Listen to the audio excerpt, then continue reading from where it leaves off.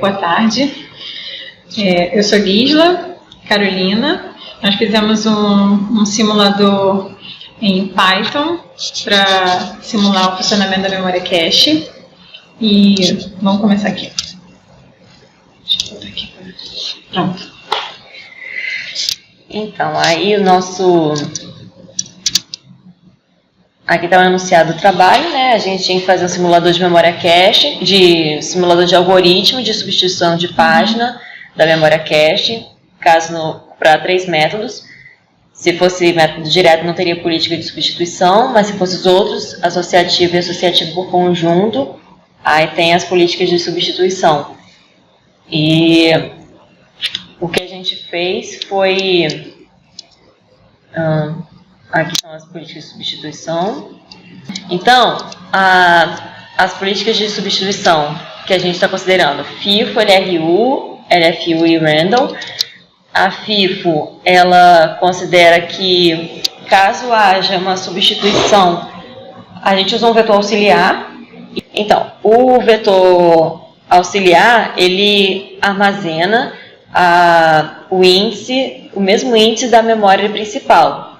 E ele vai sendo, à medida que vai sendo substituído, se tem um miss, ele vai buscar o menor valor. Ele vai buscar o menor valor do vetor auxiliar, que vai a posição do o menor valor da posição inicial, o menor valor do vetor auxiliar vai armazenar, vai mostrar qual é o lugar onde onde vai salvar na memória cache. Isso. E vai atualizar o índice. Vai atualizar o índice do vetor auxiliar. Na LRU, acontece a mesma coisa que na FIFO, só que se tem um hit, aí também acontece a atualização do índice no vetor auxiliar. Na FIFO não acontece. Na LFU, também acontece a mesma coisa, só que na hora de atualização do índice do vetor auxiliar, não é mais o índice do vetor, propriamente, da matriz principal. Ele começa com 0 e vai contando quantas vezes aquele bloco foi acessado. Se tem um hit, aí vai contando quantas vezes ele foi acessado. Se tem um miss, aí a contagem recomeça. E na Randall, a escolha é aleatória, então não tem vetor auxiliar. Os mapeamentos que a gente considerou foi o direto, o associativo e o por conjunto. No método direto, a gente definiu uma tag que vai apontar para a linha da cache, de acordo com a tag, e se tiver lá, deu um hit, se der miss, ele simplesmente substitui aquele bloco que está lá pelo bloco novo. No método associativo, você quer falar? Não, pode perguntar. No método associativo, ele realiza uma busca sequencial e, se der miss, ele grava na primeira posição da cache que estiver vazia. Se por acaso ela estiver cheia, então o usuário escolhe o método de substituição para armazenar o bloco novo. A associação por conjunto é a união dos dois métodos de mapeamento. Ele define uma tag, só que para um determinado conjunto, e dentro desse conjunto funciona como o método associativo. E se ocorrer um miss, o usuário escolhe o método de substituição que vai ser aplicado só para aquele conjunto, não vai considerar os outros conjuntos. Nossa entrada foi um arquivo de 105 valores inteiros, que representa os blocos ou o endereçamento da memória principal. E o programa recebe esse formato, Em formato ASCII, que é um arquivo texto.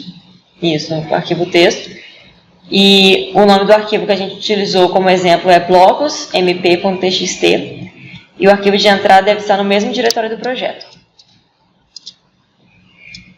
Para executar... Quer falar?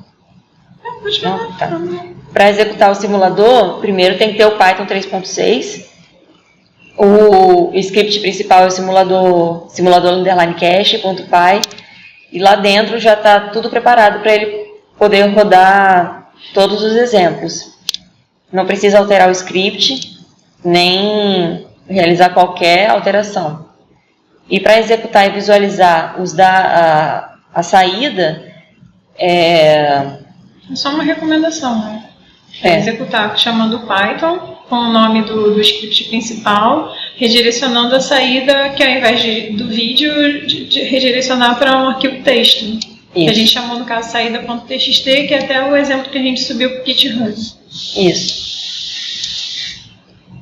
A saída, cada função vai criar uma saída, conforme o enunciado, para cada política de substituição e para o método de mapeamento que foi escolhido, né? E o arquivo de saída que a gente usou como exemplo se chama saída.txt. O arquivo de entrada foi o blocos.mp e a saída é a saída, é o arquivo saída. Quer mostrar o script? É melhor, né? Ou não? Sim, pode mostrar.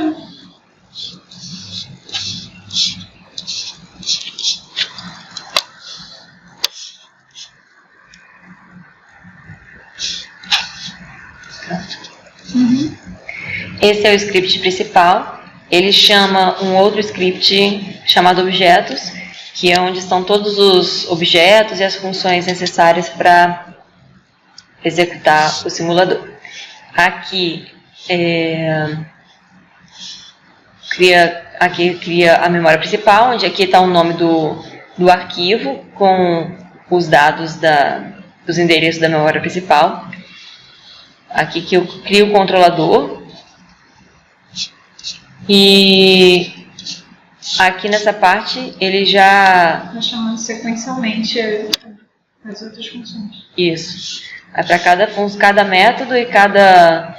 Aqui, método direto. Aqui é o tamanho da cache que a gente escolheu.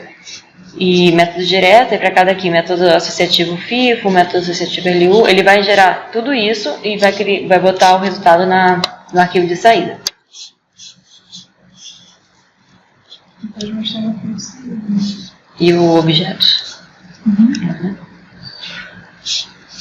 Esse é o script objetos. A única biblioteca que ele importa, a única função que ele importa é essa, para usar na política random. Aqui a gente só criou uma função auxiliar para criar matriz e tal. Aqui está o objeto cache, com o método construtor e construir cache, dependendo do método. Depois a memória principal, a classe memória principal, que importa os dados. Depois o controlador. Aí aqui no controlador que tem todos os métodos. Classe controlador, aí a função procura dados, dependendo do método ele chama uma função específica. E aqui estão as funções. Procura dados método direto, procura dados método associativo,